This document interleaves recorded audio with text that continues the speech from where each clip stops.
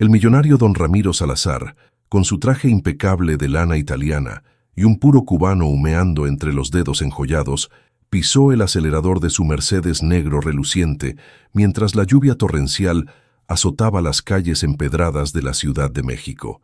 Era una noche de esas que parecen salidas de un mal sueño, con truenos retumbando como los latidos de un corazón traicionado. Don Ramiro, dueño de las fábricas Salazar, el imperio textil que empleaba a miles en las colonias obreras de 1900, Ecatepec, no iba a ninguna cita de negocios. No, esta vez corría hacia su finca en las afueras, donde lo esperaba su contadora de confianza, la única que conocía los rincones oscuros de sus libros mañosos. Pero el destino, ese pícaro que siempre acecha en las telenovelas de la vida real, tenía otros planes. De pronto, un bulto en la carretera lo hizo frenar en seco. El auto patinó sobre el asfalto mojado y los faros iluminaron la figura de un hombre humilde, empapado hasta los huesos, con una chamarra raída y botas llenas de lodo de las fábricas. Era Javier Morales, el capataz más leal de las Salazar, el que había dado su vida por esa empresa desde que era un chamaco de 15 años, cargando sacos de algodón bajo el sol abrasador de Puebla, de donde había emigrado con su familia hace 3 décadas. Javier levantó la mano, no para pedir limosna, sino auxilio. Su viejo camión se había descompuesto a mitad de la tormenta, y él, con sus 55 años a cuestas, cargaba en la mente el peso de una familia que dependía de su sueldo raquítico. Don Ramiro bajó la ventanilla con un gesto de fastidio, el humo del puro invadiendo el aire cargado de ozono. «¿Qué chingados quieres, Morales? ¿No ves que voy apurado?», espetó con esa voz grave que hacía temblar a los obreros en las líneas de producción. Javier, con el agua chorreando por su bigote canoso y los ojos hundidos por noches de insomnio velando por turnos extras, balbuceó: «Patrón, por favor, el camión se averió. Nomás un aventón hasta la colonia. Mi señora está enferma y los chavitos solos en casa». El millonario soltó una carcajada seca, como el crujido de un billete arrugado. «¿Aventón? ¿Tú, que has robado horas de mi máquina para tu provecho, me pides favores? Vete al carajo, pinche parásito, mañana te despido y que Dios te ayude con tus deudas». Javier se quedó paralizado bajo la lluvia, el rechazo hundiéndose en su pecho como un puñal oxidado. Recordó las tardes en que don Ramiro lo había felicitado con palmadas en la espalda por mantener el orden entre los trabajadores, azotándolos con multas injustas para llenar los bolsillos del patrón. Recordó cómo él, Javier, había callado las quejas de sus compañeros, tragándose el veneno de la lealtad ciega, solo por el sueño de un retiro digno para su vejez. Pero ahora, bajo ese diluvio bíblico, vio la verdad. Era prescindible, un engranaje más en la maquinaria de la codicia.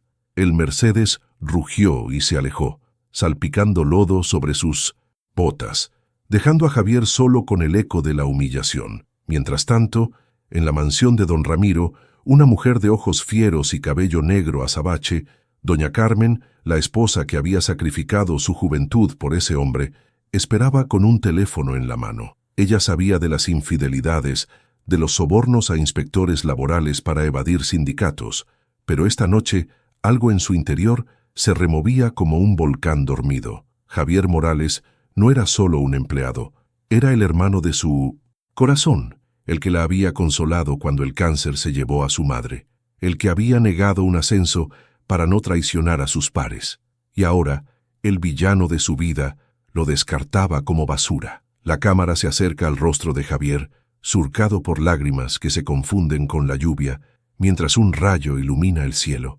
«¿Por qué, Dios mío? ¿Por qué los humildes siempre pagamos los platos rotos?», murmura, y el público, esas almas maduras de 50 y tantos que han visto despidos injustos en sus propias vidas, siente el nudo en la garganta. Esta no es solo una tormenta, es el preludio de una venganza que vendrá como justicia divina, poética, inexorable.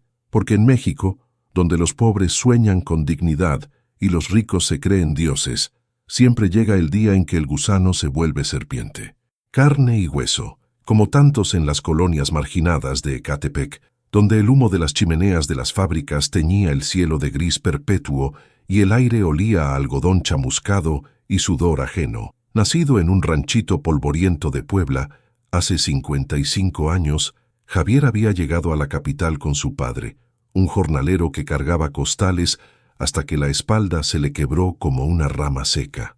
«Hijo, el trabajo es el pan nuestro de cada día, pero no dejes que te coma el alma», decía el viejo antes de morir de un infarto en una línea de producción cuando Javier apenas tenía 20. Aquellas palabras se le clavaron como espinas en el corazón, y desde entonces Javier se hizo capataz no por ambición, sino por un sentido torcido de deber: mantener el orden para que nadie terminara como su padre, un número más en las estadísticas de la Secretaría del Trabajo. Su vida era un ritual de madrugadas. A las 4 de la mañana, el gallo del vecino lo despertaba en su casita de 1900 block, con techo de lámina que retumbaba como tambor en las lluvias. Doña Rosa, su esposa de 30 años de matrimonio, ya tenía el café negro humeando en la estufa de gas butano, y los 3 hijos, 2 chamacos ya crecidos y una niña de 15, dormían apiñados en la pieza de atrás. Rosa, con sus manos callosas de lavar ropa ajena en el tendedero comunal, lo besaba en la frente arrugada. «Cuídate, mi rey, que hoy hay tormenta y las máquinas se ponen locas». Javier sonreía, aunque el peso de Minoritzi, las deudas lo agobiaba. El crédito del Oxxo para la quincena, la colegiatura de la niña en la secundaria pública y el remedio para la diabetes de Rosa, que el IMES racionaba como si fuera oro. «No te apures, mi vida, Dios provee», mentía él, sabiendo que Dios a veces se distraía con los ricos. En la fábrica, Javier era el puente entre el infierno de los obreros y el Olimpo de la gerencia.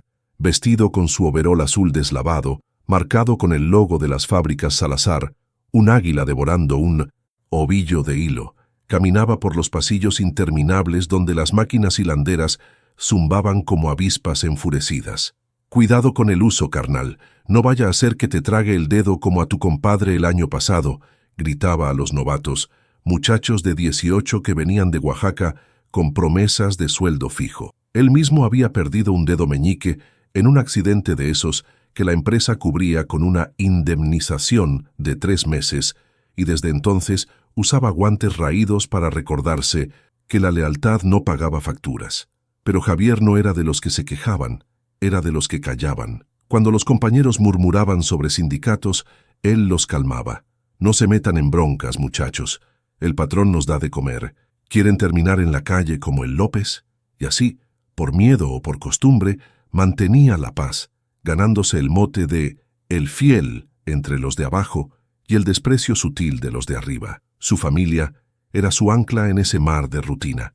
Los fines de semana, si no había horas extras obligatorias, Javier cargaba a los nietos en su camión destartalado, un Dodge del 85 que tosía como un fumador crónico, y los llevaba al Tianguis de La Paz, donde compraba tamales de olla y elotes asados con mayonesa y queso cotija.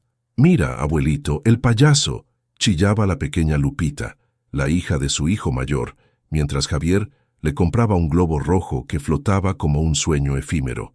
En casa, por las noches, se sentaba con Rosa en el patio de cemento, bajo la luz mortecina de un foco colgante, y hablaban de lo que pudo ser. «Si no hubiéramos tenido tanta prisa por casarnos, tal vez hubieras estudiado, Javier. Podrías ser contador o algo», suspiraba ella, tejiendo un suéter para el invierno. Él negaba con la cabeza, el bigote temblando.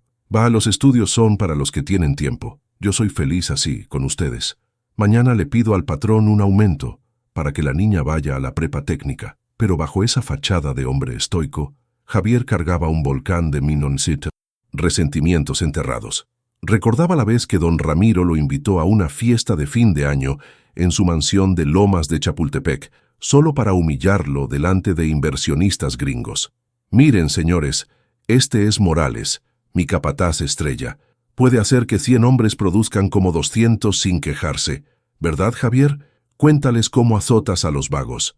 Javier, con su camisa planchada a mano por Rosa, había tragado saliva y reído como un payaso, pero por dentro se sentía como un trapo sucio pisoteado.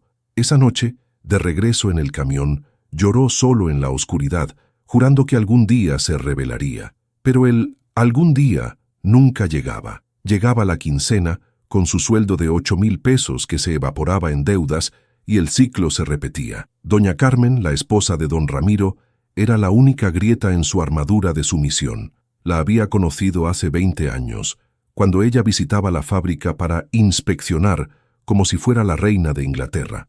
Carmen, viuda joven de un Vincento, primo de Ramiro, había encontrado en Javier un confidente, el hombre que escuchaba sin juzgar sus quejas sobre el matrimonio infiel, sobre las noches sola en esa casona fría llena de sirvientas mudas. Tú eres el único decente aquí, Javier.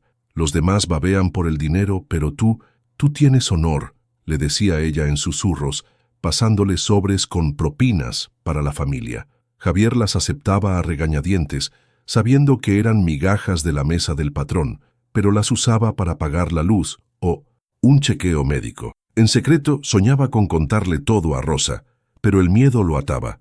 ¿Y si el patrón se entera? Nos deja en la calle. Esa mañana de la tormenta, antes del rechazo en la carretera, Javier había tenido un presentimiento.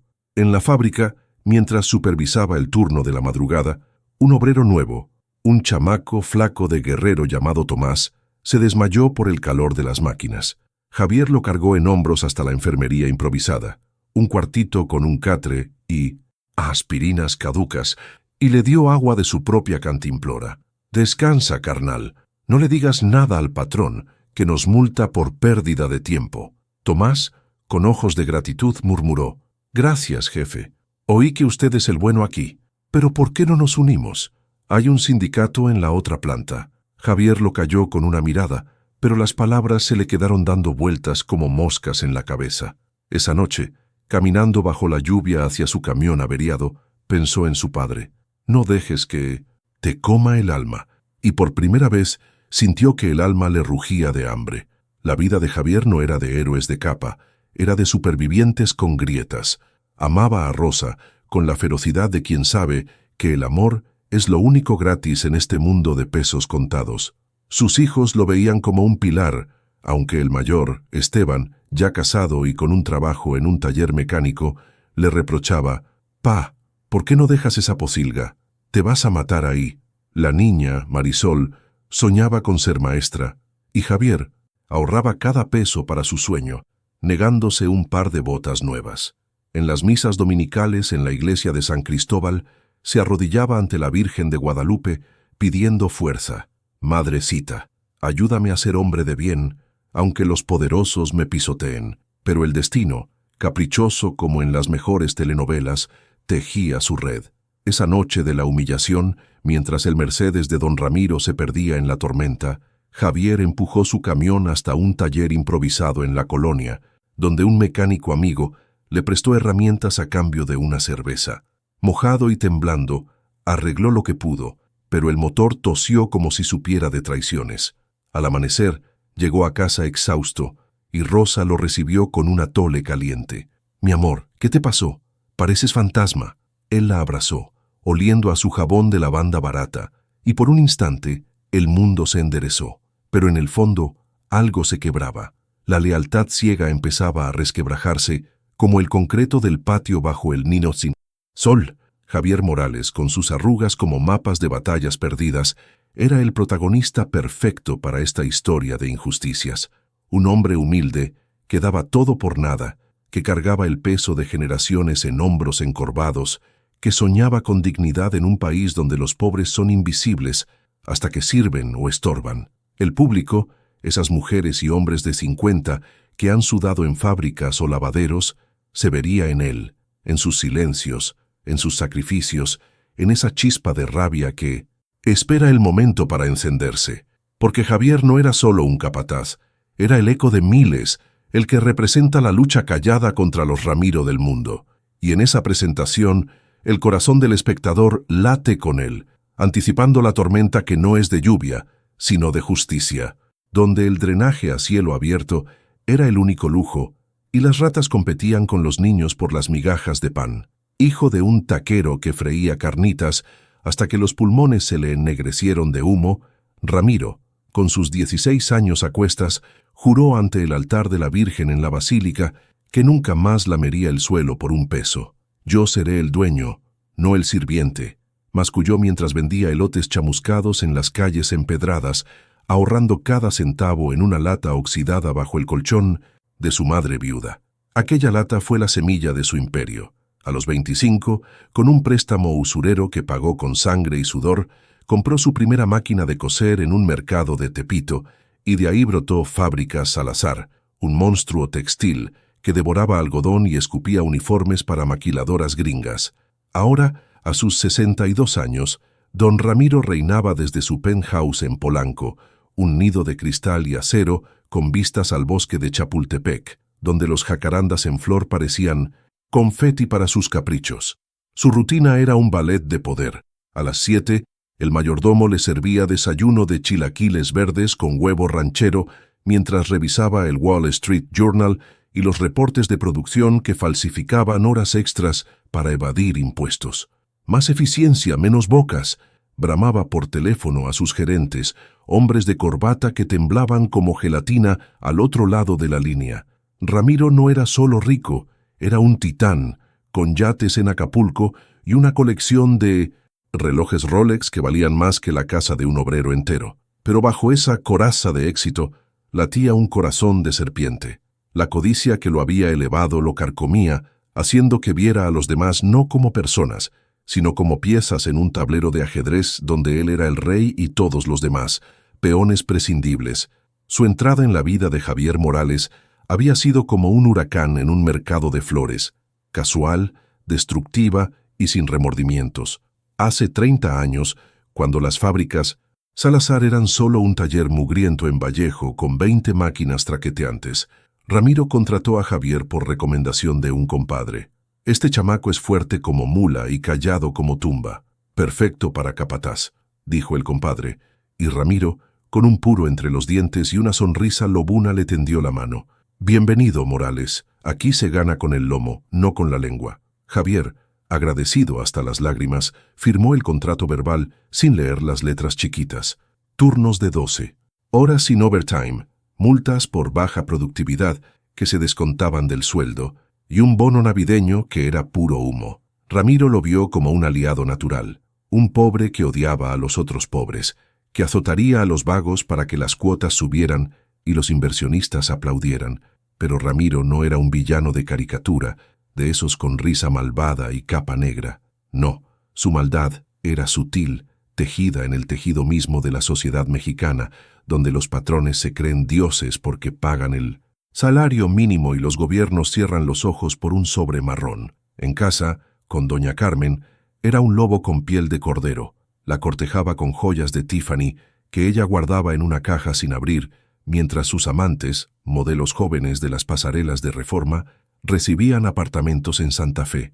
Carmen, mi reina, todo esto es por nosotros, mentía él en las cenas frías, donde el caviar ruso contrastaba con el silencio de ella. Carmen, que había sido maestra de primaria antes de 1900 casarse, soñaba con huir, pero las cadenas del estatus la ataban.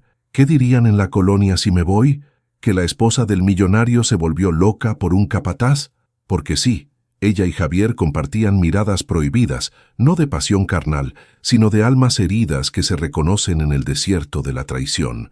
La entrada triunfal de Ramiro en esta tormenta particular, la noche del rechazo en la carretera, fue solo el aperitivo de su festín de crueldad. Después de dejar a Javier en el lodo, aceleró hacia su finca en Coajimalpa, donde lo esperaba no solo la contadora, una rubia despampanante llamada Lorena, que manipulaba números como una prestidigitadora, sino una junta secreta con políticos del PRI que venían por su tajada de los contratos gubernamentales. Salud, cabrones, por los uniformes que vestirán a los pinches burócratas mientras los obreros mueren de hambre, brindó Ramiro, con un tequila añejo de las bodegas de Jalisco, riendo hasta que las lágrimas le surcaban las mejillas sonrosadas por el alcohol. Lorena, con un vestido rojo que dejaba poco a la imaginación, le susurró al oído: «Patrón, los libros están listos. Desviamos 2 millones este trimestre. ¿Quieres que meta más en tu cuenta de las Caimán?» Él la besó con voracidad, olvidando por un momento a Carmen, que en la mansión principal revisaba facturas falsas que olían a perfume barato. Al día siguiente, en la fábrica, Ramiro hizo su entrada como un emperador romano. El Mercedes se estacionó frente a la puerta principal, y él bajó con bastón de caoba en mano, flanqueado por 2 guardaespaldas exmilitares que miraban a los obreros como si fueran cucarachas.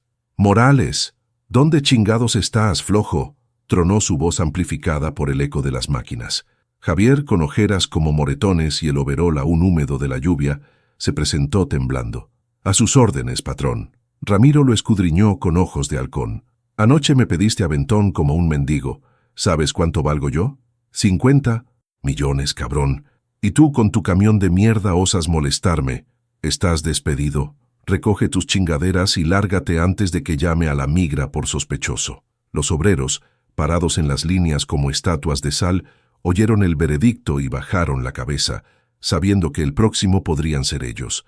Ramiro no se detuvo ahí. Su entrada como villano requería un toque teatral. Convocó a los capataces menores en su oficina, un cubículo lujoso con aire acondicionado, mientras el piso de abajo asfixiaba en el calor, y les espetó: «Morales era un traidor. Lo vi robando hilo la semana pasada. Si ven algo raro, reporten o terminan igual». Mentira pura, tejida en el aire como telaraña, porque Ramiro había inventado el robo para justificar el despido y ahorrarse la indemnización de 15 días por año trabajado.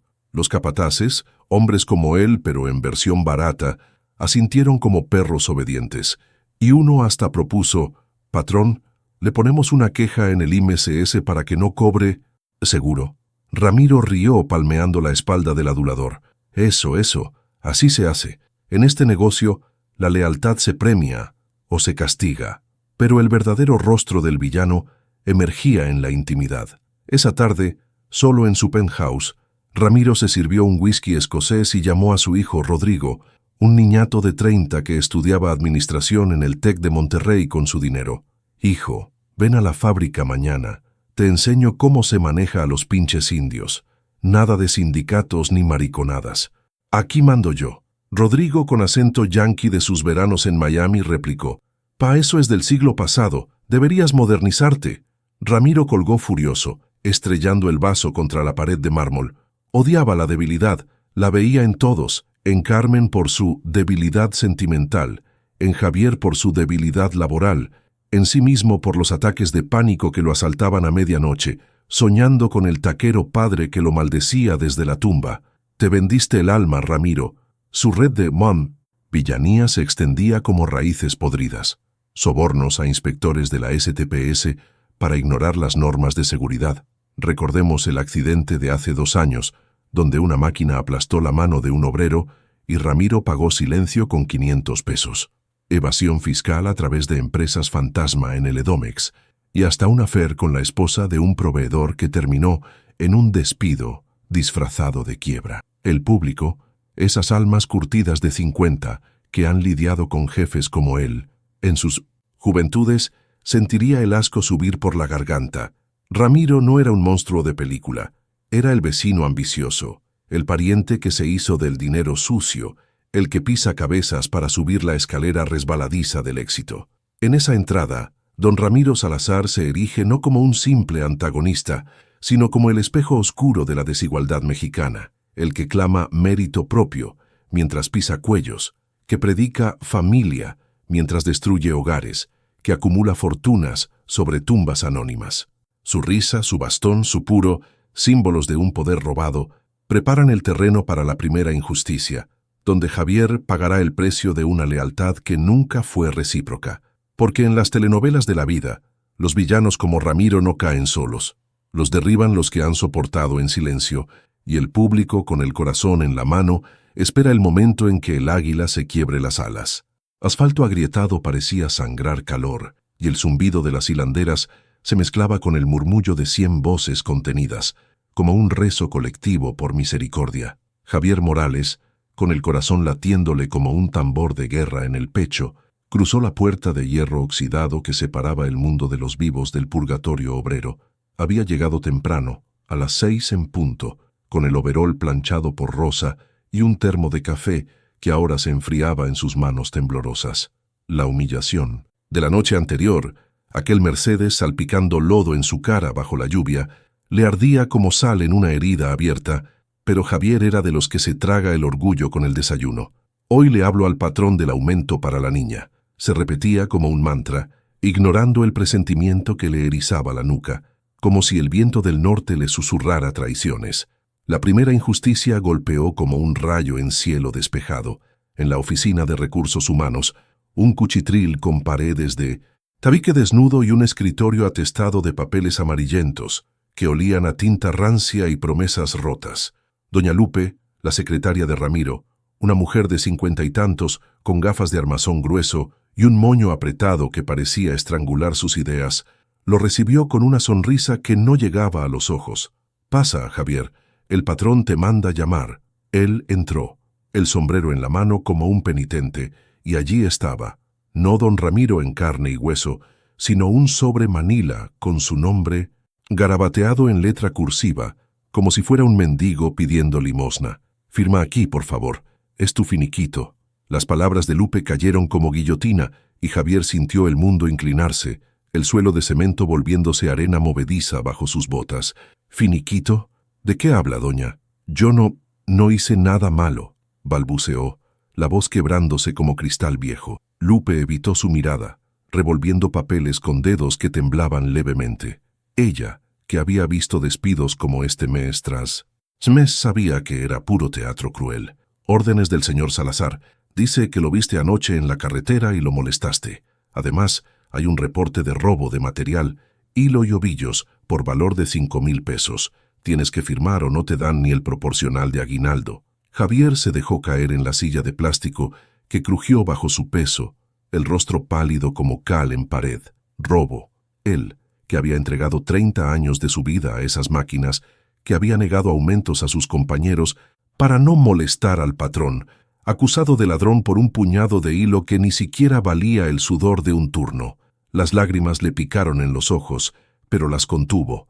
Los hombres morales no lloran en público, ni siquiera cuando el mundo les arranca el pan de la boca. Fuera, en el patio, los obreros fingían ajetreo con las carretillas, pero las miradas se clavaban en la ventana como flechas. Tomás, el chamaco de Guerrero que Javier había salvado del desmayo, se acercó sigiloso, con un cigarro, apagado entre los labios. «¿Qué onda, jefe? ¿Te van a ascender o qué?» Javier salió tambaleante, el sobre arrugado en el puño, y murmuró: «Me corrieron, carnal. Por nada. Dicen que robé». Un silencio sepulcral cayó sobre el grupo que se arremolinaba. El viejo Chucho, con su bastón de madera por una pierna coja de máquina traicionera, la Petra, costurera viuda con 7 bocas que alimentar, y el resto, sombras con overoles idénticos, sabiendo que el despido de uno era el aviso para todos. «Hijos de la chingada, ese Ramiro es un pinche Judas», escupió Chucho, y por un instante la rabia colectiva flameó como antorcha en la penumbra. Pero la injusticia no se detenía en el papel, se ramificaba como veneno en las venas. Javier caminó hacia la salida, el sol quemándole la coronilla, y pasó por la línea de producción donde su puesto, ese banco astillado frente a la máquina número 7, ya estaba ocupado por un muchachito nervioso de 15 años, traído de quién sabe dónde para reemplazarlo a mitad de quincena. «Muévete, viejo, el capataz nuevo dice que no hay tiempo para charlas», le espetó el chico, con la inocencia cruel de quien no sabe que mañana podría ser él. Javier tragó saliva, recordando su propio primer día, el miedo en las tripas, el sueño de un futuro que se evaporaba como humo de chimenea. No dijo nada, solo recogió su casillero, una caja de metal con fotos descoloridas de rosa, y los chamacos, un par de guantes raídos y una Biblia manoseada que su madre le había dado antes de morir, y lo vació en una bolsa de supermercado. En el camino a casa, en el camión que ahora tosía peor que nunca, la primera injusticia se hundió en su alma como ancla en mar revuelto. Paró en el Oxxo de la esquina para comprar leche para los nietos, pero el cajero, un vecino que lo conocía de las misas, lo miró con lástima. «Oí lo de la fábrica, don Javier. Dicen que el patrón te acusó de ratero por pedirle un favor. Qué mundo este, ¿no?» La noticia ya corría como reguero de pólvora por las colonias. WhatsApp de grupo en grupo, chismes en el tendedero, lástima disfrazada de condolencia que dolía más que el despido mismo. Javier pagó con billetes arrugados del finiquito, 8,000 pesos por 30 años, menos las deudas inventadas por multas pasadas, y sintió náuseas. ¿8,000? Ni para 3 meses de renta, ni para el remedio de Rosa, ni para la colegiatura de Marisol. Dios mío, ¿por qué yo? ¿Qué hice para merecer esto?, murmuró al volante, mientras el tráfico de la México-Pachuca lo engullía como un monstruo de concreto. Al llegar a casa, la injusticia se materializó en los ojos de Rosa. Ella, que lo esperaba con tortas de carnitas recalentadas y un abrazo listo, vio su cara y supo. Mi amor, ¿qué pasó? Javier se derrumbó en la mesa de formica, el sobre rasgado entre las manos, y lo contó todo: la lluvia, el rechazo, el despido, el robo falso. Rosa lloró en silencio, las lágrimas surcando mejillas curtidas por años de lavados y, planchados, abrazándolo como si fuera un niño perdido. Ese Ramiro es el diablo con traje, pero nosotros somos fuertes, Javier. Buscaremos otro trabajo. El Señor no nos abandona. Pero en su voz temblaba el pánico. ¿Dónde encontrar empleo a los 55, con un dedo menos y una lealtad que ahora parecía maldición? Los chamacos, alertados por el llanto, se asomaron. Esteban, el hijo mayor, apretó los puños. «Pa, déjame ir a la fábrica. Le parto la madre a ese cabrón». Marisol, la niña: «Sollozó. Sin tu sueldo, ¿cómo pago la escuela? Quiero ser maestra, pa». Javier los calmó con mentiras piadosas. «Todo se arreglará, hijos. No más un tropiezo». Pero por dentro se desangraba. Esa tarde, la injusticia se extendió como sombra larga. Un aviso del IMSS llegó por WhatsApp negándole el seguro por falta de pago de cuotas, culpa de las deducciones que Ramiro nunca reportó. La vecina, doña Chela, pasó con un plato de arroz. «Pobre de ti, Javier. El patrón te usó como trapo y te tiró. Mi esposo lo mismo, hace 10 años. Terminó vendiendo elotes en la calle». Cada palabra era un clavo en el ataúd de su dignidad, y Javier, sentado en el patio con una cerveza tibia que no calmaba el fuego interior, recordó las promesas de Ramiro. «Tú eres mi mano derecha, Morales. Cuando me jubile, te pongo a cargo». Mentiras, todas mentiras, tejidas en banquetes donde él comía sobras mientras el patrón devoraba filetes. El público, esas madres y padres de 50 que han firmado finiquitos injustos en oficinas frías, sentiría el impacto psicológico como un puñetazo al estómago. La rabia sorda contra un sistema que premia la codicia, la empatía por el humilde que da todo y recibe patadas, el anhelo de venganza que bulle como mole en olla. Esta primera injusticia no es solo un despido, es el quiebre del pacto social mexicano, donde el trabajador es desechable y el patrón intocable. Javier, con el sol poniéndose como sangre en el horizonte, juró en silencio: «No me rendiré. Por Rosa, por los chamacos, por mi padre, encontraré la forma». Pero el camino era largo, y la caída apenas comenzaba a abrirse como grieta en la tierra seca. Repentino, como en las telenovelas donde el héroe pierde todo en una sola escena dramática. No, fue un goteo constante de humillaciones y derrotas que erosionaban su espíritu como el agua ácida sobre la piedra, dejando solo grietas y vacío. Al amanecer del primer día sin fábrica, Javier se levantó con el hábito arraigado en los huesos, el overol colgado en el perchero como un fantasma, el termo de café listo, pero el espejo del baño le devolvió un rostro demacrado, con ojeras que parecían moretones de una paliza invisible. «Hoy busco chamba», se dijo, besando a Rosa en la frente mientras ella fingía dormir para no ver su angustia. Pero el mundo laboral de los 55 años es un campo minado para los humildes como él. «Lo sentimos, señor, pero necesitamos gente joven, con estudios. ¿Trae su cédula profesional?» La búsqueda de empleo fue la primera capa de esta caída, un carrusel de rechazos que lo arrastraba de oficina en oficina, de colonia en colonia, bajo el sol implacable del Valle de México que chamuscaba sus esperanzas. Empezó en la central de camiones de la Terminal del Norte, donde los anuncios de «Se solicita chofer» prometían sueldos de 10,000 pesos, pero el gerente, un tipo con panza de cerveza y corbata floja, lo escudriñó como a un ladrón. «Morales, ¿eh? Oí de la fábrica Salazar. Dicen que te corrieron por ratero. Aquí no queremos problemas con la confianza». Javier, con el sombrero en la mano y el sudor perlando el bigote, balbuceó: «Excusas. Es calumnia, señor, 30 años sin una mancha». Pero el gerente rió, una carcajada gutural que olía a tabaco rancio. Todos dicen lo mismo, compadre. Lárgate antes de que llame al vigilante. Salió con las manos vacías, el orgullo hecho trizas, y caminó hasta el metro, donde el vagón atestado lo aplastó como una mano gigante, recordándole que en esta ciudad los pobres viajan de pie mientras los Ramiro van en Mercedes con chofer. En casa, la caída se profundizaba en el silencio, cómplice de la familia, roto solo por los sollozos ahogados de Marisol. La niña, con su uniforme escolar raído en las mangas, lo confrontó una tarde mientras él revisaba los clasificados del Reforma, un periódico viejo que doña Chela le prestó a cambio de un favor en el tendedero. «Pa, sin tu dinero no puedo pagar la inscripción de la prepa. La directora dice que si no entrego 500 pesos mañana, me sacan. ¿Qué voy a hacer? ¿Vender chicles en el semáforo como las otras morras?» Javier sintió el puñal hundiéndose más adentro, la sangre de sus sueños goteando en el piso de cemento. «Mi reina, no llores. Papá vende el camión si es preciso», mintió, sabiendo que el Dodge era su última herramienta, el caballo cojo que lo llevaba a entrevistas fallidas.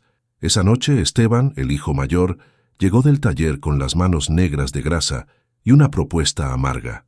«Pa, déjate de orgullos. Yo conozco un compa que presta lana a la semana. Nomás firma y te dan 3,000. Para el remedio de... Ma y la escuela». Javier negó con la cabeza, el estómago revuelto. «¿Préstamos? Eso es el diablo disfrazado, hijo. Tu abuelo se mató pagando intereses de usureros». Pero al día siguiente cedió. Firmó el pagaré en un cuchitril de la colonia con un tipo de ojos turbios que olía a mezcal. 10% semanal, carnal. Si no pagas, te quito la tele o lo que sea.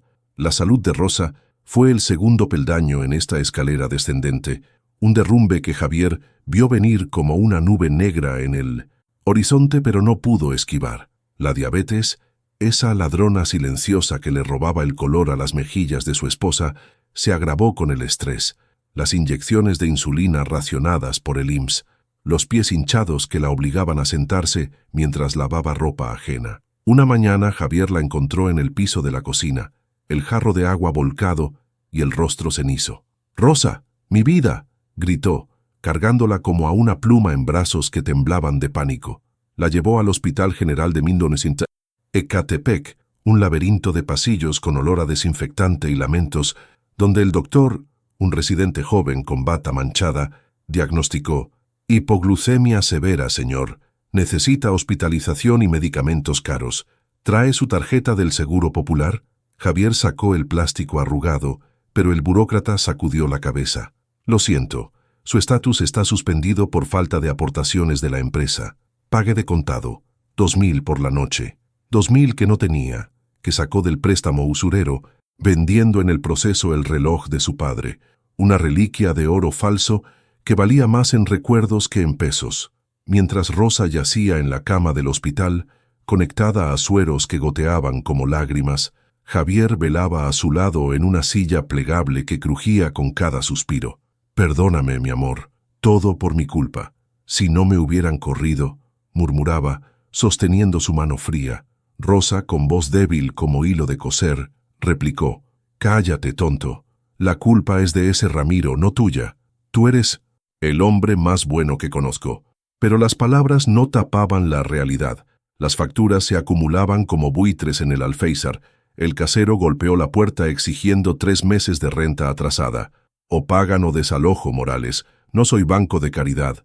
Y los vecinos, que antes compartían un plato de mole, ahora murmuraban a sus espaldas: «Pobre Javier, se quedó sin nada. Dicen que robó y por eso lo botaron». La lástima era veneno lento, y Javier, que siempre había sido el pilar, ahora se sentía como un árbol seco a punto de caer. La tercera capa de la caída fue la traición sutil de los antiguos compañeros, un recordatorio cruel de que en el mundo de los humildes la solidaridad es frágil como vidrio soplado. Tomás, el chamaco de Guerrero, le mandó un mensaje por WhatsApp: «Jefe, lo sentimos mucho, pero el nuevo capataz amenaza con multas si hablamos contigo. No podemos ayudarte ahorita». Chucho, el viejo cojo, pasó por la casa con una torta envuelta en papel. «Toma, carnal, pero no le digas a nadie que vine. El patrón anda oliendo traidores». Petra, la costurera, fue la más dura. En el tianguis, Javier la vio cargando bolsas y se acercó. «Hermana, ¿Sabes de chamba en otra fábrica? Ella bajó la mirada, el rebozo apretado contra el pecho. Ay, Javier, no sé, mejor no preguntes. Ramiro mandó circular tu foto con ladrones buscados. Si te contrato, me cierran el taller. Era mentira, puro miedo, pero dolía como verdad. 30 años de lealtad, de cubrir turnos ajenos, de callar abusos, y ahora el silencio de los suyos lo aislaba como a un leproso en la colonia. Noches enteras, Javier se sentaba en el patio con una cerveza que no emborrachaba, mirando las estrellas que parecían burlarse de su caída. Recordaba las promesas rotas, el retiro que Ramiro le pintó en colores hace 10 años, una casita en Puebla para ti y Rosa, evaporado como humo. Pensaba en su padre, muerto en una fábrica similar, y se preguntaba si el destino era un círculo vicioso para los Morales. Esteban, en un arranque de rabia, le contó: «Pa, oí que el hijo del patrón, ese niñato Rodrigo, anda de fiesta en Polanco con el dinero que nos roban en horas extras. ¿Por qué no lo demandas?» Javier rió amargamente. «Hijo, los pobres no demandamos. Nos comemos el coraje y seguimos». Pero el coraje se acumulaba, un volcán dormido bajo la ceniza de la resignación. Esta caída profunda, con sus capas de rechazo, enfermedad y aislamiento, hundía a Javier en un pozo donde la luz de la dignidad se apagaba. El público, esas almas de 50 que han tocado fondo con deudas y despidos, sentiría el eco en sus propios huesos, el terror de envejecer sin red, la rabia contra un sistema que desecha a los leales, el anhelo de un salvavidas en el mar de la pobreza. Javier, con el cuerpo encorvado y el alma lacerada, tocaba fondo, pero en ese fondo algo germinaba, una semilla de furia que el momento de dolor máximo regaría con lágrimas de sangre. Cualquiera en Ecatepec se tiñó de un naranja sucio, como si el sol mismo se avergonzara de iluminar la miseria que se cernía sobre la casita de los Morales. Javier, con el cuerpo pesado como si cargara un costal de remordimientos, empujó la puerta de lámina que chirrió como un lamento ahogado. Habían pasado 3 semanas desde el despido, 3 semanas que se estiraban como chicle en las manos de un niño cruel, y esa tarde, el peso de la caída profunda alcanzó su cenit en un momento de dolor máximo que partió el alma de Javier en 2, dejando solo astillas sangrantes. En el patio, bajo el bejuco seco que trepaba por la cerca de alambre, Rosa lo esperaba sentada en una silla de plástico descolorida, el rostro demacrado por la diabetes que ahora galopaba desbocada, sin freno ni remedio a la vista. Sus manos, esas manos que habían planchado 1000 camisas y cocido pozoles para vecinos en fiestas patronales, temblaban sobre un sobre amarillento, la carta de desalojo, sellada por el casero, con la frialdad de un verdugo. «Mi amor, siéntate, tenemos que platicar», murmuró Rosa, su voz un hilo frágil que se rompía en los bordes, como el rebozo que se le escurría de los hombros flacos. Javier, con las botas aún embarradas de una entrevista fallida en un taller de costura en Nezahualcóyotl: «Lo sentimos, señor, pero usted es muy mayor para el ritmo». Dejó caer la bolsa de supermercado con latas de frijol y arroz a granel, el único botín de un día mendigando ofertas en el mercado. Se arrodilló ante ella, como un penitente ante la Virgen, y tomó sus manos frías entre las suyas callosas. «Dime, Rosa, ¿qué es eso? ¿Otra factura del doctor?» Ella negó con la cabeza, las lágrimas brotando como manantiales en desierto, y le tendió el sobre. «Es el fin, Javier. El señor del 3 nos da hasta fin de mes para irnos. Dice que no puede esperar más por la renta. Y el IMSS me negó la insulina. Dicen que sin aportes de la fábrica no hay nada, nada, mi rey». El mundo de Javier se contrajo en ese instante, un Big Bang inverso donde todo se plegaba en un punto negro de agonía absoluta. El dolor máximo no era solo la carta, era el coro de fracasos que la precedía, amplificado en un crescendo que lo ahogaba como el humo de las chimeneas lejanas. Recordó en un flash que lo dejó sin aliento la risa de Marisol el día que le compró su primer cuaderno de dibujo, soñando con ser maestra. El abrazo de Esteban cuando consiguió su primer trabajo en el taller, jurando: «Pa, yo te cuido ahora». Los nietos correteando en el patio con globos que él inflaba con pulmones cansados. Todo eso evaporado por la codicia de un Ramiro que ahora, según los chismes del tianguis, inauguraba una sucursal en Querétaro con fanfarria de mariachis y políticos lambiscosos. ¿Por qué, Dios? ¿Por qué nos castigas así?, rugió Javier al cielo que se oscurecía, la voz quebrada en sollozos que manaban como sangre de una herida reabierta. Rosa lo abrazó entonces, su cuerpo frágil contra el suyo, robusto, y en ese abrazo compartieron el núcleo del dolor, la certeza de que el futuro, ese espejismo que habían perseguido con uñas y dientes, se desvanecía como niebla al amanecer. Javier, mi vida, no aguanto más. Esta enfermedad me está comiendo viva. Anoche soñé con mi mamá. Me decía que vuelva a casa, a Puebla. ¿Pero cómo? Sin dinero, sin ti en la fábrica. Sus palabras fueron el detonante. Javier sintió un nudo en la garganta que lo estrangulaba, y por primera vez en décadas, lloró como un niño, los hombros sacudidos por hipos que resonaban en el patio vacío. Lágrimas calientes surcaban su bigote canoso, mezclándose con el sudor de la derrota, y en su mente desfilaban los espectros. El padre muerto en la máquina, la madre que vendió su anillo de bodas para su primer par de botas, los compañeros que ahora lo evitaban como a un mal agüero. Todo por mi culpa, Rosa. Yo callé los abusos, yo azoté a los muchachos para complacer al patrón. Pensé que la lealtad pagaba, pero solo nos dejó en la calle. Pinche Ramiro que se pudra en el infierno. El clímax del dolor se elevó cuando los chamacos llegaron, alertados por el alboroto de la vecina doña Chela, que había oído los sollozos desde su ventana y corrió con 1 litro de leche en mano. Esteban entró primero, con el overol manchado de aceite del taller, y Marisol detrás, la mochila escolar colgando como un peso muerto. «Pa, ¿qué pasa? Ma, ¿estás bien?», exclamó Esteban, y al ver la carta en el suelo, su rostro se endureció como cemento fresco. Marisol, la niña de ojos grandes que heredó la dulzura de Rosa, se lanzó a los brazos de Javier. «No nos echen, pa. Sin casa. ¿Dónde duermo? En la calle como los señores del metro». El llanto colectivo fue una sinfonía de desgarro. Esteban golpeando la mesa con el puño hasta que sangró, jurando venganza contra ese hijo de puta de Salazar. Rosa desmayándose en la silla, el azúcar en la sangre cayendo como plomo. Marisol acurrucada en el regazo de Javier, susurrando: «Te quiero, pa, aunque seamos pobres». En ese vórtice de agonía, Javier revivió la traición en flashes que lo flagelaban, la noche de la lluvia, el Mercedes rugiendo lejos, el sobre del finiquito con su sueldo raquítico, las noches velando a Rosa en el hospital, contando monedas para analgésicos, el préstamo usurero que ahora cobraba con llamadas amenazantes: «Paga o te rompo las piernas, Morales». El dolor máximo era físico, un ardor en el pecho que lo doblaba como a un sauce en tormenta, pero sobre todo psicológico. La erosión total de su identidad como proveedor, como hombre, como padre. ¿Qué soy sin la fábrica?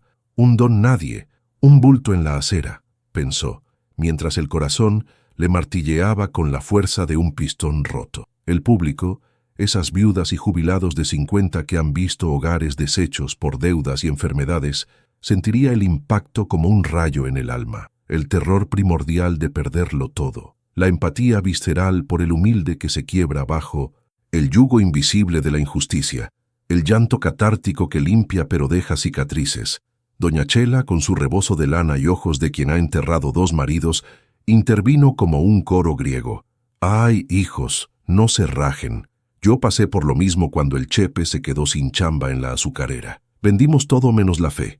Pero Javier, escúchame, ese Ramiro no es Dios. Hay justicia, aunque tarde». Sus palabras fueron un bálsamo fugaz, pero el dolor rugía más fuerte. Esa noche, con la familia, apiñada en la sala iluminada por una vela, la luz cortada por impago, Javier contó historias de su juventud para distraerlos. El día que bailó con Rosa en la feria de Puebla, el primer nieto que lo llamó abuelito, pero bajo la superficie, el abismo lo llamaba, tentándolo con ideas oscuras. ¿Y si terminó como el compadre López durmiendo en el puente con una botella? Rosa, recuperada con un té de manzanilla, le tomó la mano. «No, mi rey. Mañana buscamos ayuda en la iglesia. El padre Miguel conoce a un abogado pro bono para demandar por el despido injusto». El momento culminante llegó al filo de la medianoche, cuando Javier, solo en el patio, sacó la Biblia de su madre del cajón y la abrió al azar. Las palabras de Job saltaron como dardos. El Señor dio, el Señor quitó. Bendito sea el nombre del Señor. Pero en lugar de consuelo, avivaron la hoguera. ¿Por qué yo, Señor? ¿Por qué los humildes cargamos la cruz, mientras los ricos como Ramiro se coronan? Un sollozo gutural lo sacudió y por un instante imaginó irrumpir en la mansión de Polanco con un machete, pero el amor por su familia lo ancló. Ese dolor máximo, ese nadir del alma, era el crisol donde se forjaba el héroe, no en la gloria, sino en la ceniza. Javier se levantó, el rostro surcado por surcos nuevos, y juró al viento: no me rendiré. Por ellos encontraré la forma de pelear. El sollozo se convirtió en un rugido sordo, el preludio de un despertar que el descubrimiento iluminaría. Esta escena, con su intensidad emocional cruda y sin filtros, golpea al público en lo más hondo. La catarsis de reconocer sus propias noches de llanto, la rabia compartida contra villanos intocables, la esperanza frágil que brota del barro. En México, donde las familias se deshacen por deudas y enfermedades, este momento de dolor máximo no es ficción, es espejo, es grito, es el alma colectiva clamando justicia. Morales, tiñendo el aire de un dorado tenue que parecía burla ante la penumbra del alma de Javier. Habían transcurrido 2 días desde el momento de dolor máximo, esa catarsis de llantos y promesas rotas en el patio que dejó a la familia exhausta, como náufragos varados en una isla de cemento. Javier no había dormido. Velaba a Rosa, que tiritaba bajo las cobijas delgadas a pesar del calor pegajoso, su respiración un silbido irregular que lo aterrorizaba como el anuncio de un adiós prematuro. «No, te vayas, mi vida. No me dejes solo en este infierno», susurraba él en la oscuridad, sosteniendo su mano como si fuera un talismán contra el destino cruel. Pero el amanecer trajo no solo luz, sino un descubrimiento que irrumpió como un rayo en la tormenta, una motivación forjada en el fuego de la desesperación que encendió la chispa de la rebelión en el pecho de Javier Morales, transformando al hombre quebrado en un guerrero de causas justas.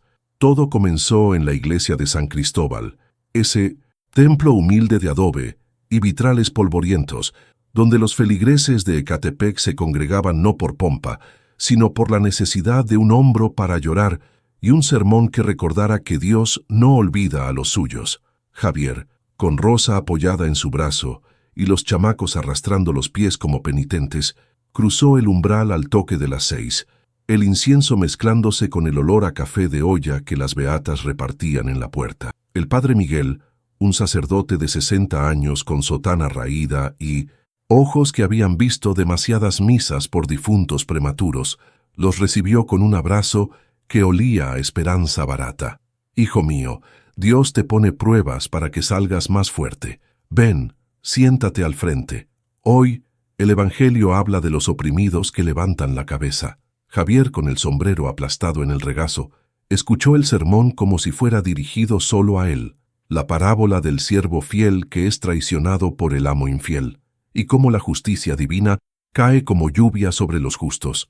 Pero fue después de la misa, en el atrio sombreado por un jacarandá centenario, donde el descubrimiento golpeó como un trueno. Doña Carmen Salazar, la esposa de don Ramiro, apareció como un fantasma elegante en medio de la plebe devota, vestida con un traje sastre negro que contrastaba con los huipiles coloridos de las vecinas, el rostro pálido enmarcado por un velo de mantilla que no ocultaba las ojeras de insomnio. Javier la vio de lejos y sintió un nudo en la garganta. Hacía meses que no se cruzaban desde que Ramiro la había confinado a la mansión como a una reina viuda en vida. «Javier, gracias a Dios te encuentro», murmuró ella, acercándose con pasos medidos, como si temiera que el suelo se abriera bajo sus tacones. Rosa, percibiendo la tensión, apretó el brazo de su esposo y se excusó con los chamacos para ir por atole. Carmen, con voz temblorosa que cortaba el aire como cuchillo, lo llevó a un banco apartado. «No puedo más, Javier. Ese hombre, mi esposo, me está matando el alma. Anoche lo oí en el teléfono riendo con su contadora. Hablaba de ti. Morales era un idiota útil, pero ya no sirve. Lo acusé de robo para no pagar indemnización. Ja, ahora mendiga en la calle. Lo grabé todo, en secreto, aquí». Sacó de su bolso un teléfono plateado, un artefacto de lujo que Javier tocó como si fuera dinamita, y reprodujo la voz ronca de Ramiro, confesiones de fraudes fiscales, sobornos a inspectores y el detalle del despido injusto, planeado en una cena regada de millones, tequila para limpiar la casa de parásitos. El descubrimiento fue un terremoto en el interior de Javier. No solo la prueba irrefutable de la traición, esa grabación que valía oro en una corte laboral, sino la revelación de que no era un lobo solitario en su lucha.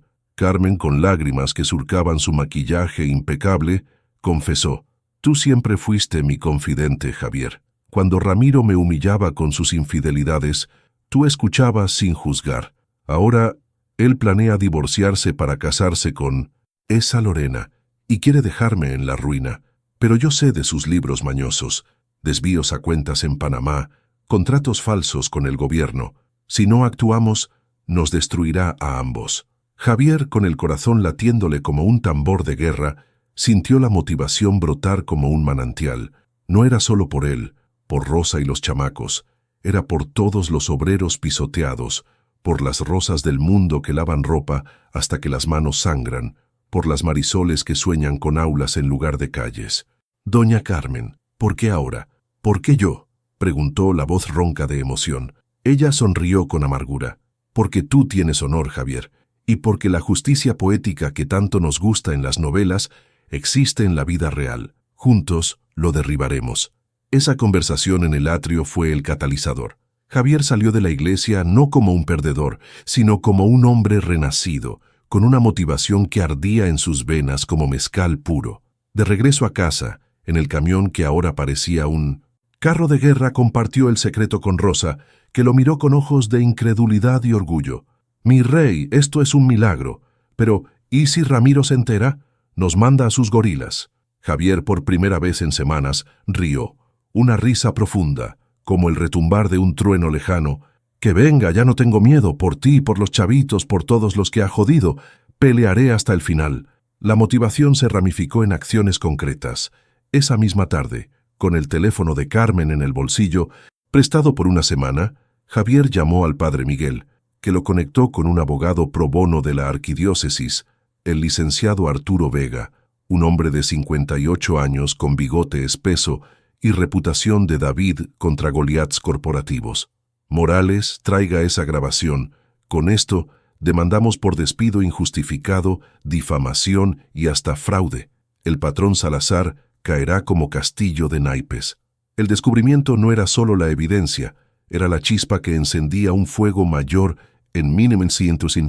Javier, la realización de que su lealtad ciega había sido un error, pero convertible en arma, recordó las tardes en la fábrica, callando las quejas de Tomás y Chucho por miedo al despido.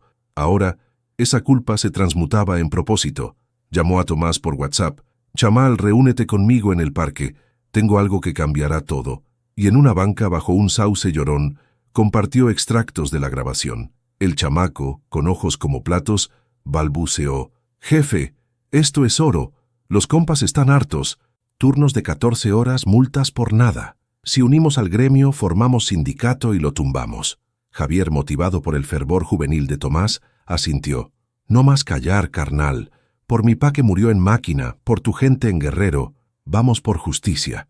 Esa noche, en una reunión clandestina en el taller de Esteban, un garaje improvisado con mesas de caballete y cervezas calientes, se reunieron una docena de excompañeros. Chucho con su bastón, Petra con su rebozo cargado de rabia y otros rostros curtidos por el algodón y el desprecio.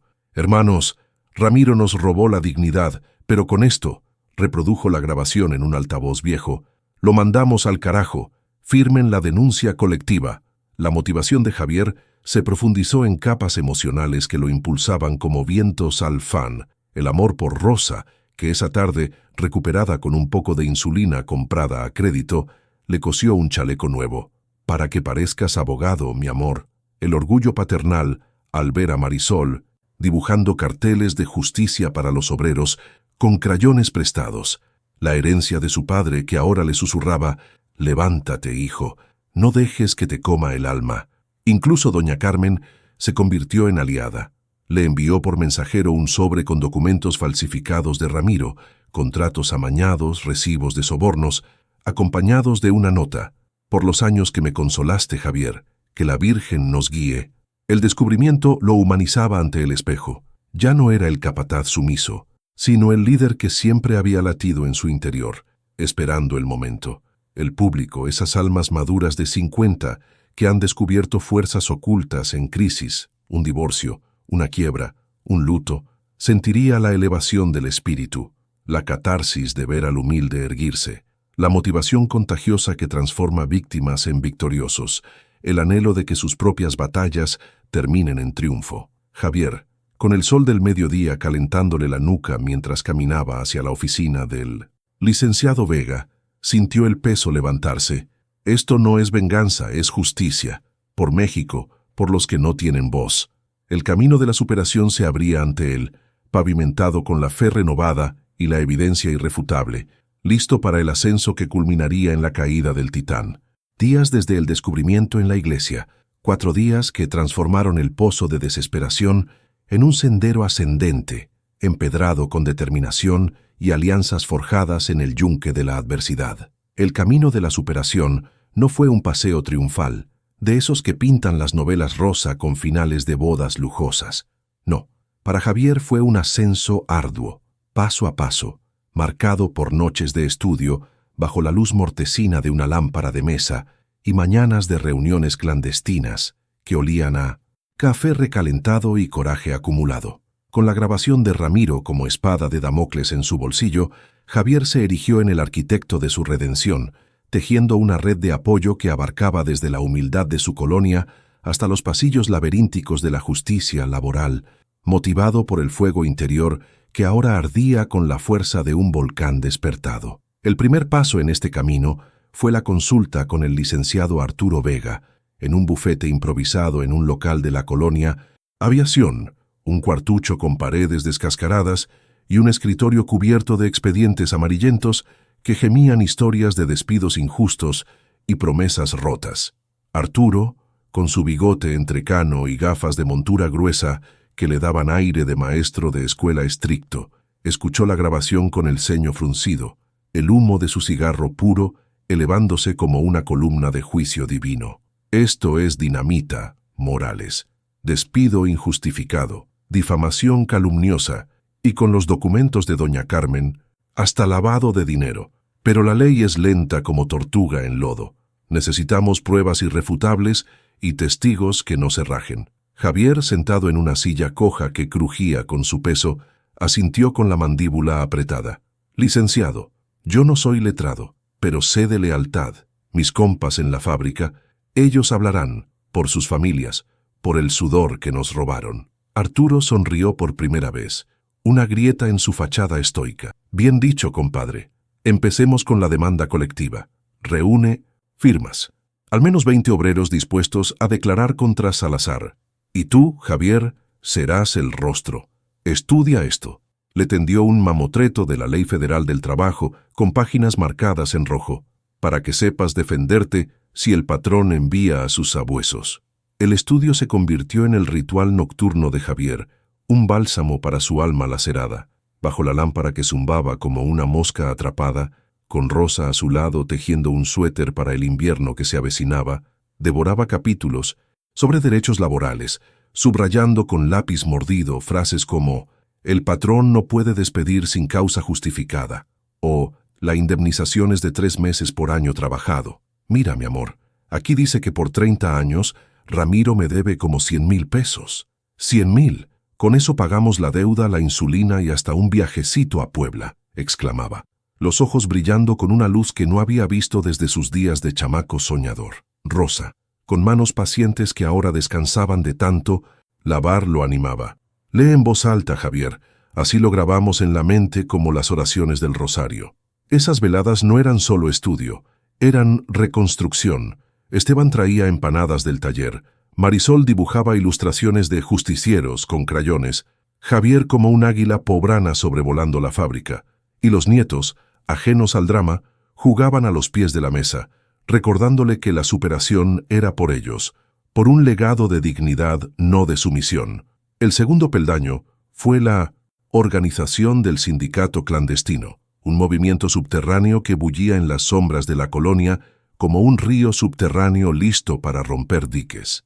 Javier, ahora apodado El General por Tomás, con una palmada en la espalda, convocaba reuniones en el taller de Esteban, un garaje con olor a gasolina y aceite que servía de trinchera. Hermanos, Ramiro nos ve como perros, pero los perros muerden cuando acorralados, arengaba, reproduciendo la grabación en un teléfono prestado que hacía eco en las paredes de bloc. Chucho, el viejo cojo, firmó primero su bastón golpeando el suelo como juramento. Por mi pierna perdida en esa chingadera de máquina, firma. Petra, con voz trémula pero ojos de fuego, agregó la suya. Por mis 7 chamacos que comen sopa de pasta 3 días a la semana. No más migajas.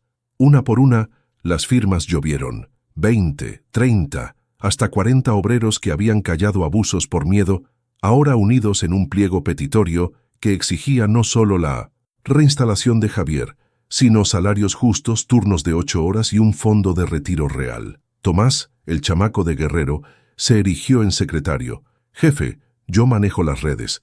Mandaré mensajes en grupos de WhatsApp, pero codificados, como en las novelas de espías. Javier rió palmeando su hombro. Bien, carnal, pero cuidado, el patrón tiene oídos en todas partes. La superación se entretejía con alianzas inesperadas, como hilos en un telar que Carmen había iniciado. Doña Carmen, liberada de su jaula dorada por un viaje de compras a Sanborns, que en realidad era una cita en un café discreto de la colonia Roma, se reunió con Javier y Arturo en un parque olvidado, bajo la sombra de un ahuehuete que susurraba secretos al viento. Aquí hay más, dijo, deslizando un USB con extractos bancarios robados del estudio de Ramiro, transferencias a paraísos fiscales, pagos a políticos por contratos inflados. Él cree que soy tonta, que no sé de sus amoríos con Lorena, ni de cómo desvía millones, mientras los obreros mueren de hambre, pero yo lo grabé todo, noches enteras con un micrófono escondido en el florero. Javier, con el corazón latiéndole de gratitud y un toque de culpa por los años de confidencias inocentes, tomó el USB como un cáliz sagrado. Doña, esto nos salva. Pero, ¿y usted? ¿No le teme? Carmen, con una sonrisa que mezclaba amargura y liberación, replicó. Temo, Javier, pero más temo convertirme en su sombra eterna. Divorcio o no, lo expondré. Por las mujeres como yo, atrapadas en mansiones frías. Esa alianza elevó el camino. Arturo, al ver el USB, silbó. Con esto no solo demandamos, lo hundimos en la PGR por fraude. Morales, eres el Quijote de Ecatepec, pero el ascenso no estuvo exento de tropiezos, esos baches que prueban el temple del superado. Una noche, mientras Javier redactaba el pliego en la cocina, un golpe en la puerta lo hizo saltar como gato escaldado.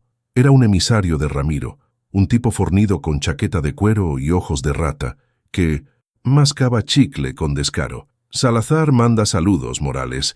Dice que si retiras la denuncia, te da 20,000 y un boleto de camión a Puebla. Si no, te jodes. Tu familia, tus compas, todos en la mira. Javier, con el puño cerrado alrededor del lápiz, sintió el viejo miedo trepar por la espina dorsal, pero lo ahogó con la motivación fresca. Dile a tu patrón que se meta sus 20,000 por el culo. Ya no soy su perro. Lárgate antes de que llame a los reales. El tipo se fue riendo, pero al día siguiente, Esteban llegó magullado del taller. Un accidente nomás un fierro que cayó. Y Javier supo que era advertencia. No se rajó. Al contrario, redobló. Organizó patrullas vecinales para vigilar la casa. Y Rosa, fortalecida por la insulina que Arturo consiguió vía donativos parroquiales, colocó una virgencita de yeso en la ventana como escudo. El camino se iluminaba con victorias pequeñas pero dulces. El IMSS, presionado por una queja formal de Arturo, restableció el seguro de Rosa, permitiéndole un chequeo que estabilizó su azúcar. Marisol, inspirada, organizó una colecta en la secundaria para familias injustamente despedidas, recaudando 500 pesos que pagaron la renta atrasada. Y el sindicato, bautizado Hilanderos Unidos, ganó su primera batalla al obligar a la fábrica a pagar horas extras pendientes gracias a una inspección sorpresa de la STPS alertada anónimamente por Tomás. Javier, caminando por las calles de Ecatepec con la cabeza en alto, el overol, cambiado por una camisa planchada que Rosa le regaló, sentía el cambio en el aire. Los vecinos lo saludaban con palmadas, no lástima. Los chamacos lo miraban como a un héroe de cómic. «Pa, ¿cuándo tumbamos al malo?», preguntaba Lupita, la nieta, y él respondía: «Pronto, mi sol. La justicia camina despacio pero aplasta como muela». Esta superación, tejida con estudio, alianzas y coraje, elevaba a Javier de las cenizas. Ya no era el capataz sumiso, sino el líder que inspiraba, el hombre que convertía el dolor en propósito.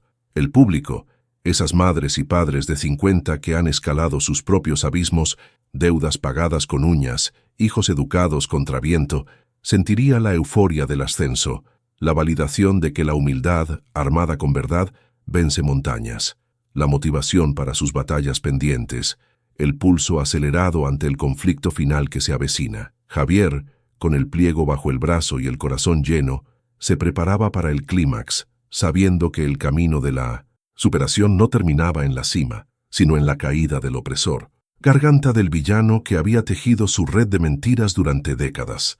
Habían transcurrido 2 meses desde el descubrimiento en la iglesia, 2 meses de depósitos judiciales, citaciones notariadas y noches en vela redactando alegatos que Arturo Vega pulía con la precisión de un cirujano. La sala, un recinto austero con bancos de madera astillada y una mesa elevada donde presidía el ponente, un juez de 50 años con toga negra y mirada de quien ha visto demasiadas injusticias, bullía, con la presencia de los bandos opuestos.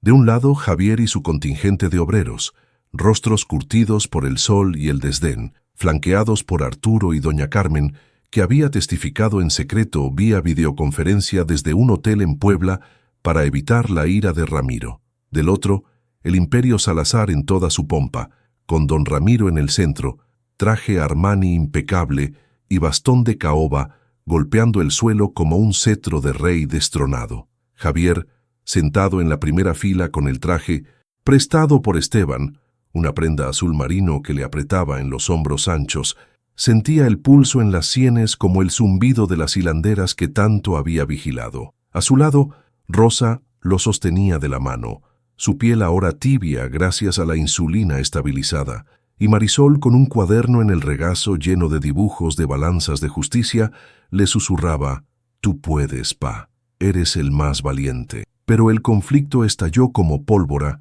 en el momento en que Ramiro, con su voz grave, amplificada por el micrófono, se levantó para su alegato inicial. «Señor ponente, esto es un montaje de resentidos. Morales, mi ex empleado, fue despedido por robo probado. Testigos lo vieron cargando ovillos en su camión. Esta demanda colectiva es chantaje, impulsada por comunistas disfrazados de sindicalistas. Exijo desestimación y cargos por difamación contra todos». Sus palabras, pronunciadas con el desdén de quien cree el dinero compra verdades, cayeron como ácido sobre la sala, y los obreros murmuraron. Chucho apretando su bastón hasta que los nudillos blanqueaban. Arturo Vega, con la carpeta de evidencias bajo el brazo como un escudo, contraatacó con la frialdad de un duelista. «Señoría, tenemos grabaciones, documentos bancarios y testimonios que prueban no solo el despido injusto de Morales, sino un patrón de explotación sistemática. El señor Salazar admitió en audio, reproduciré ahora, que inventó el robo para evadir indemnizaciones. Además, desvíos fiscales por millones, sobornos a la STPS. La grabación se reprodujo entonces, la voz de Ramiro llenando la sala como un fantasma traidor. Morales era un idiota útil. Lo acusé de robo para no pagar un peso. ¡Ja! Ahora mendiga. Un jadeo colectivo recorrió los bancos. Tomás, el chamaco de Guerrero, soltó un hijo de la chingada, que el juez acalló con un martillo. Ramiro palideció, su rostro carmesí volviéndose ceniza, y balbuceó: «Falsificación, mi esposa, esa perra traidora». Pero el daño estaba hecho. El ponente, con cejas arqueadas, ordenó: «Procedan los testigos». El conflicto se intensificó con la entrada de Petra, la costurera viuda, que subió al estrado con el rebozo apretado contra el pecho como armadura. «Señoría, trabajé 20 años en Salazar, turnos de 14 horas, multas por baja producción que se quedaban en el bolsillo del patrón. Mi marido se suicidó por deudas que la fábrica causó con horas extras no pagadas. Javier nos unió. Sin él, seguiríamos callados». Sus palabras, pronunciadas con voz temblorosa pero inquebrantable, hicieron eco en los corazones de los presentes, y Ramiro, desde su banco, la fulminó con la mirada. «Mentirosa, te pagué bonos navideños». Petra rió, una risa amarga como limón en herida. «Bonos de 100 pesos, patrón, mientras usted compraba yates. Justicia para los que cosemos su fortuna». El juez anotó, y el aire se espesó. Javier sintió la motivación de semanas atrás arder en su pecho, pero el verdadero clímax llegó con su propio testimonio. Subió al estrado con piernas de plomo, el sombrero en la mano como ofrenda, y miró directamente a Ramiro. «Patrón, don Ramiro, 30 años le di mi vida. Cargué sacos de chamaco, callé abusos, azoté a mis hermanos para que usted subiera cuotas, y usted me dejó en la lluvia como a un perro. Me acusó de ladrón por pedir un aventón, por mi Rosa enferma, por mis chamacos, pero ya no soy su siervo. Esta demanda es por todos los Morales de México, los que sudamos para que usted fume puros en Polanco». La sala estalló en aplausos ahogados, Rosa sollozando en silencio, pero Ramiro no se rindió. Llamó a su testigo estrella, Lorena la contadora, que entró con vestido rojo y sonrisa de víbora. «El señor Salazar es un santo. Morales era negligente. Lo vi robando hilo yo misma». Mentira descarada. Pero el conflicto alcanzó su cenit cuando Arturo reprodujo un segundo audio, enviado por Carmen esa mañana. Lorena riendo con Ramiro en una cama de hotel, confesando: «A cariño, alteré los libros para tu divorcio. Morales nunca robó. Fue tu idea para ahorrar». Ramiro se levantó como un toro herido, el bastón cayendo con estrépito. «Basta, esto es un circo. Los demandaré a todos, los mandaré a la cárcel». Su hijo Rodrigo, sentado a su lado con traje de diseñador, palideció y murmuró: «Pa, mejor conciliamos». Pero Ramiro lo abofeteó en público, un chasquido que resonó como trueno. «Cállate, maricón. Yo construí esto con mis uñas». El juez intervino: «Señor Salazar, conténgase o declaro contempt».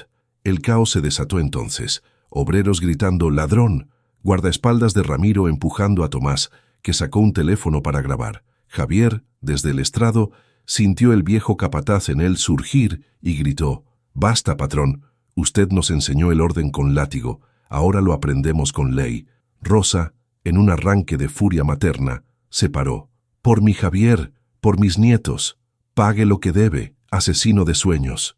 El ponente, con rostro impasible pero ojos que brillaban de justicia contenida, ordenó receso. Pero el conflicto final no cesaba en la sala. Se extendía a los pasillos, donde periodistas de Proceso y La Jornada, alertados por un tip de Arturo, esperaban con micrófonos como lanzas. Ramiro, acorralado, intentó un último gambito. Se acercó a Javier en el pasillo, el puro apagado entre los dientes, y susurró: «Morales, 20.000 ya no, 50.000, y retiras todo, por los viejos tiempos». Javier, con el corazón latiéndole como un pistón, lo miró a los ojos, esos ojos que una vez admiró como los de un dios, y replicó: «Los viejos tiempos murieron en la lluvia, patrón. Ahora soy libre, y usted caerá solo». Ramiro retrocedió, el rostro contorsionado en una máscara de odio puro. «Te arrepentirás, pinche indio. Te quito todo, casa, familia». Pero Esteban, el hijo, se interpuso: «Tóquelo y le parto la crisma, viejo asqueroso». El receso terminó con el veredicto preliminar. El juez ordenó embargo preventivo a las cuentas de Salazar por el monto de la demanda, 500.000 pesos por indemnizaciones colectivas, y citó para sentencia en 15 días, advirtiendo: «Las pruebas son abrumadoras, señor Salazar. Prepare conciliación o enfrente la ruina». Ramiro salió rugiendo, su Mercedes esperando en vano mientras reporteros lo asediaban. «Señor Salazar, ¿es cierto lo de los sobornos?». En la sala, Javier abrazó a su familia, el sudor de la batalla perlando su frente. Pero el conflicto no era solo legal. Era el alma de México en pugna. Humildes contra titanes, sudor contra codicia. El público, esas almas de 50 que han enfrentado jefes tiranos en tribunales o mesas de cocina, sentiría el pulso acelerado, la catarsis de ver al villano acorralado, la empatía por el héroe que sangra pero no dobla, el anhelo de que la justicia, aunque lenta, muerda al fin. Javier Saliendo al sol de Ecatepec con Rosa del brazo, sintió el peso aligerarse. Mi amor, lo logramos. No todo, pero el principio. Pero en 1900, el horizonte, la sombra de Ramiro aún acechaba, prometiendo una justicia poética que no tardaría en caer como masa de Dios.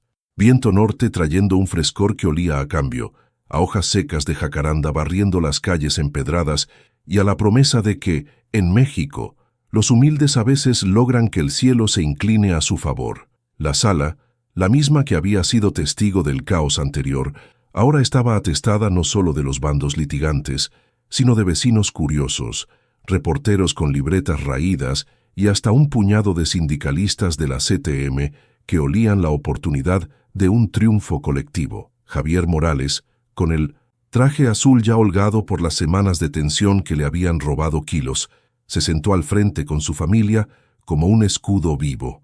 Rosa a su derecha, con el rosario entre los dedos y una sonrisa que era mitad oración, mitad victoria anticipada. Esteban y Marisol a la izquierda, los puños cerrados en solidaridad silenciosa. Frente a ellos, don Ramiro Salazar ocupaba el banco opuesto como un rey exiliado, el rostro surcado por arrugas nuevas que la cólera había tallado, flanqueado por abogados, caros de la Ciudad de México, que sudaban bajo sus corbatas de seda, sabiendo que el barco se hundía. El ponente, el mismo juez de toga negra, que había presidido el drama anterior, golpeó el martillo con un seco chasquido que acalló los murmullos como un trueno en misa.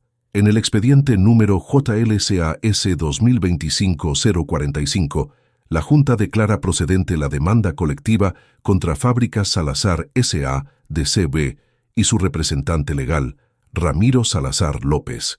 Las palabras fueron el preludio de la justicia, poética, esa venganza dulce que las telenovelas mexicanas dispensan a los villanos con la precisión de un guionista divino, no con sangre, sino con la ruina que el propio orgullo forja. El juez, con voz grave que resonaba en las vigas de madera, desgranó el veredicto. Se prueba el despido injustificado de Javier Morales y la explotación sistemática de 47 trabajadores.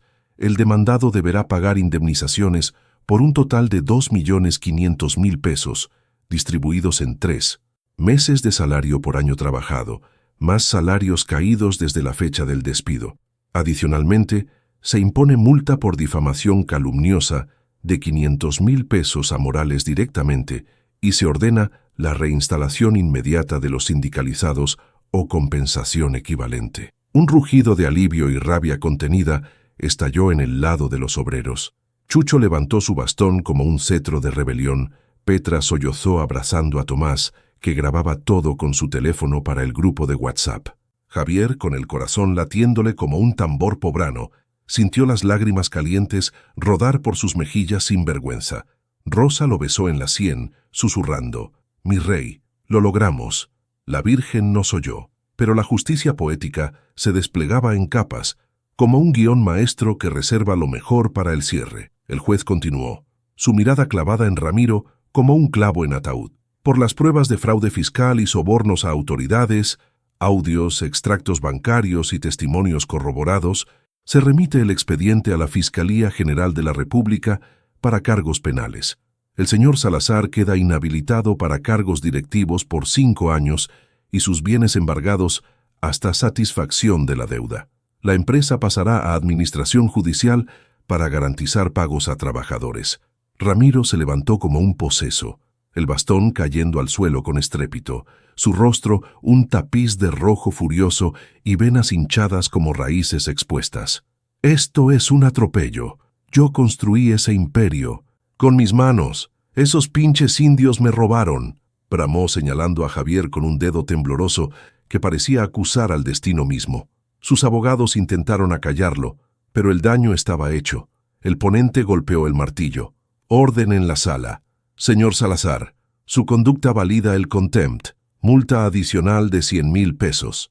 Los reporteros se arremolinaron, flashes estallando como fuegos artificiales en feria. «Señor Salazar, comenta sobre la traición de su esposa.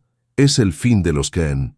«Salazar», gritaban mientras Lorena, la contadora, huía por una puerta lateral, su vestido rojo ahora un sudario de vergüenza. Rodrigo, el hijo, se escabulló con la cabeza baja, murmurando al teléfono: «Ma, lo perdimos todo. Vende el yate si puedes». La caída de Ramiro fue un ballet de ruina poética, coreografiado por sus propios pecados. Esa misma tarde, mientras Javier y su familia regresaban a la casita en el camión restaurado, ahora con una calcomanía de Hilanderos Unidos en el parabrisas, las noticias corrían como reguero de pólvora. La Secretaría de Hacienda congelaba cuentas offshore en las Caimán, detectando desvíos por 15 millones. Inspectores de la STPS allanaban la fábrica, cerrándola temporalmente por violaciones de seguridad que Javier había callado por años. En la mansión de Polanco, Carmen, liberada por el divorcio que ella misma solicitó esa mañana, con pruebas de infidelidad, supervisaba el mudanza. Joyas empaquetadas para subasta benéfica, cuadros de Goya vendidos para pagar a las sirvientas despedidas injustamente. Ramiro, mi ex esposo, siempre creyó que el dinero era su dios, pero los dioses caen cuando los mortales se levantan, declaró a los medios, su voz firme como el mármol de la escalinata. Javier, en el patio de su casa, ahora alquilada con el primer cheque de indemnización, 20,000 pesos que pagaron la deuda y un chequeo completo para Rosa, reunió a los suyos para una cena de celebración. Tacos de suadero del taquero de la esquina, atole de avena y risas que llenaban el aire como mariachis invisibles. «Hijos, esto no es solo plata, es dignidad. Por mi pa, por el tuyo, Esteban, por la maestra que serás, Marisol». Brindó con una cerveza fría, el bigote temblando de emoción. Rosa, con color en las mejillas y el chaleco tejido a mano sobre los hombros, agregó: «Y por las rosas del mundo, que lavan y planchan mientras otros se coronan. Dios escribe derecho con renglones torcidos». Los nietos correteaban. «Lupita, preguntándose abuelito, ¿ahora eres rico como el malo?». Javier rió abrazándola. «No, mi sol, rico en corazón, eso no se quita». La justicia poética culminó al atardecer, en un giro que ni el guionista más audaz imaginaría. Ramiro, solo en su penthouse ahora embargado, muebles cubiertos de sábanas como fantasmas de opulencia, recibió una llamada de la PGR, orden de aprehensión por fraude agravado. Sus guardaespaldas, leales al dinero, lo abandonaron. Lorena testificó en su contra por inmunidad. Rodrigo, el hijo, lo visitó una vez para decir: «Pa, me voy a Monterrey, no quiero tu sombra». Ramiro, mirando por la ventana el bosque de Chapultepec, que una vez pareció suyo, sollozó por primera vez en décadas, recordando al taquero padre que lo maldecía en sueños. «Te vendiste el alma, hijo». Al día siguiente, en el reclusorio norte, compartió celda con un exobrero de sus maquiladoras que lo miró con ojos de reconocimiento. «Si es el patrón Salazar, ahora sabe lo que es una litera dura». Ramiro, sin puro ni bastón, murmuró: «Sí, lo sé. La rueda había girado. El millonario que pisoteaba humildes ahora mendigaba un cigarro, pagando con su propia moneda la codicia que lo elevó y lo derribó». Javier, testigo remoto por las noticias, sintió no odio, sino paz. La vida cobra, patrón. Como en las novelas, el malo termina solo con su espejo. El sindicato Hilanderos Unidos renació la fábrica bajo nueva administración, con Javier como consultor honorario, turnos justos, bonos reales, un retiro para los veteranos. Rosa se curó lo suficiente para volver a los lavados, pero ahora con manos que no temblaban. Marisol ingresó a la normal para maestros, soñando aulas llenas de niños como ella.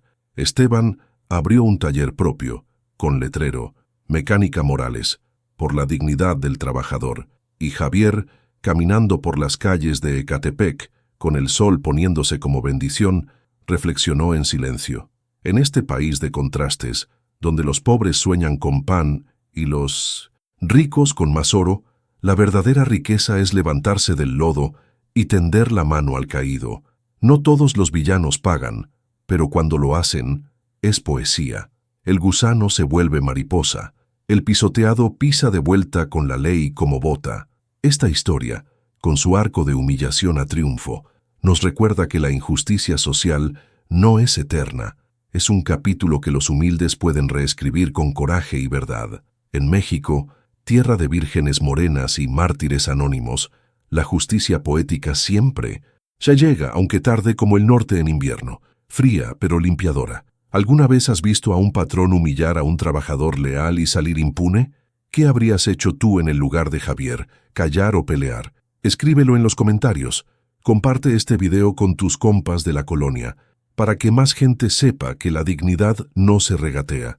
Y suscríbete para más historias donde los humildes ganan la batalla, porque en la vida real, las telenovelas las escribimos nosotros.